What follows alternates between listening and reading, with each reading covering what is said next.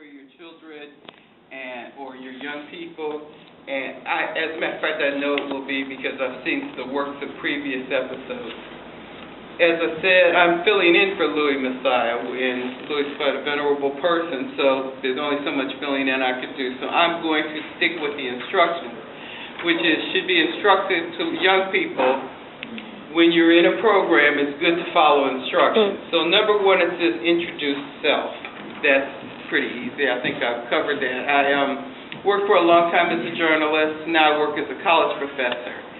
And being a college professor is kind of neat because it's kind of like being senile. You can use that as an excuse for many things. I'm absent-minded because professors are absent-minded. You're senile, you forget things. So that's pretty much. But the reason and I'd almost forgotten, the reason I'm substituting for Louis is because I'm on the board of directors of this organization and have been for a long time. Okay. I'm supposed to introduce the people who are the instructors. I see Serena, but where's David? Okay, this is David and Serena, and they'll introduce themselves later and talk some more about the program, but they're the co-instructors, okay? And Dr. Naomi Richardson, who's in the back, who is our cultural and humanities consultant, who will also be working with us. And our special guest today is David Stephens. Now, should I stand up? No, because they didn't. So we'll do that later. We'll come back to you, okay? Oh, okay. And Elisabeth Perez-Luna. Okay. And she is a radio producer from DHPforY. And also our staff person. Wave your hand, Spoon in the back. And all these people will be working with your children, and young people they'll be working with you. Scribe was founded in 1982 as a media arts center. It's a place where people learn skills about media production. And in the time between now and 1982, a lot of stuff has happened in media production, and it's not even the same. They call it a media arts center, and the reality is at the point when Scribe was founded, it was Scribe Video Center, because that's what they were teaching. But we all know about the media explosion in terms of multimedia capacity to do things, and the fact that it has become or has grown even more into an art form. So that makes limitless options. For you young people, you won't believe this, but when your parents are probably younger than I am, but when I started out, I worked on a typewriter, okay?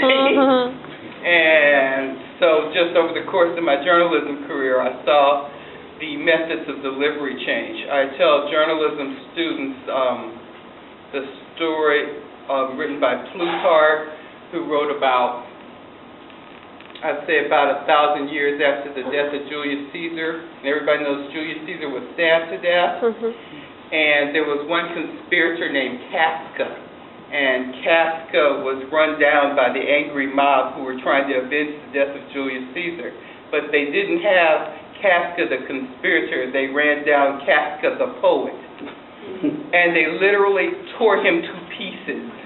And you said, oh my God. The point of that is a good story before the birth of Christ is still a good story in 2011, right? So storytelling stays viable, even though methods of delivery and presentation change. And that's the point. So you'll be discovering new methods of delivery and presentation, and that show things in a whole new different ways. And in fact, as I understand it, what you'll be exploring are the sounds of the city, sounds of Philadelphia. So you'll have all kinds of options for how we appreciate and understand sound. So those are some of the exciting things that you're going to be doing. Now we sort of have a little bit for our sponsors. The Documentary History Project for Youth is supported by the National Endowment for the Arts. Louis' note to me says, you may say how significant it is for local youth art programs to be supported by the National Endowment for the Arts, which I agree. So consider that said. We're also supported by the Nathan Cummings Foundation, the Stockton Rush Bartle Foundation, the Hamilton Family Foundation, and Best Buy.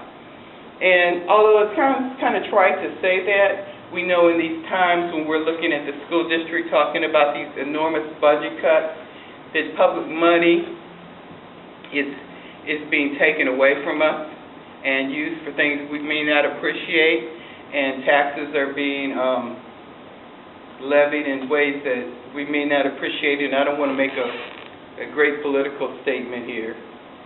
Yeah, I do, but I'm not going to. I say that to say that foundation support and public support for the arts and for developing young people who can do worthwhile things is invaluable. Okay. Scribe provides skills in documentary video production, audio production, as well as instruction in creating work for a variety of new media platforms, including websites, podcasts. My notes from Louis says you can shorten this if it seems too long. So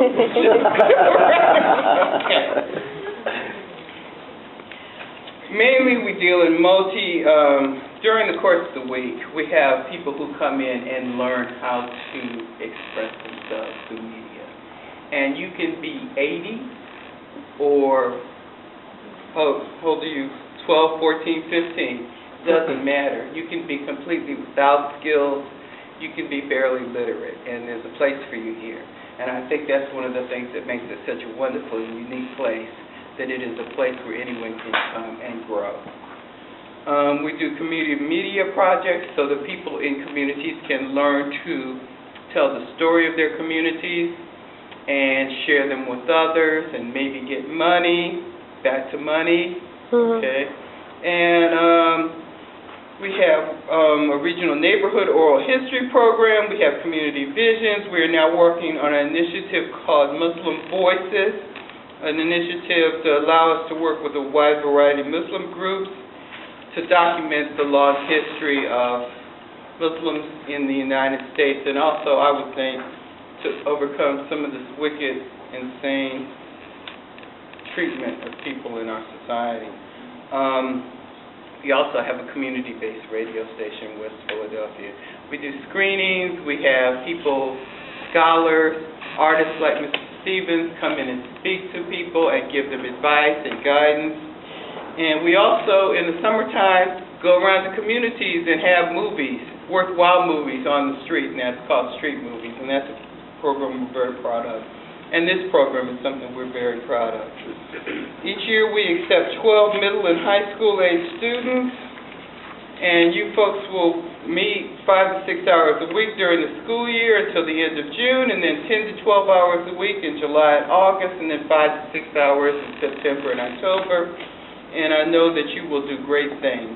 We have 3 main goals: that the students will learn skills, that they'll gain a strong background in techniques and humanities, and that the students will create strong artistic pieces. As I say, the topic this year is the City of Sound.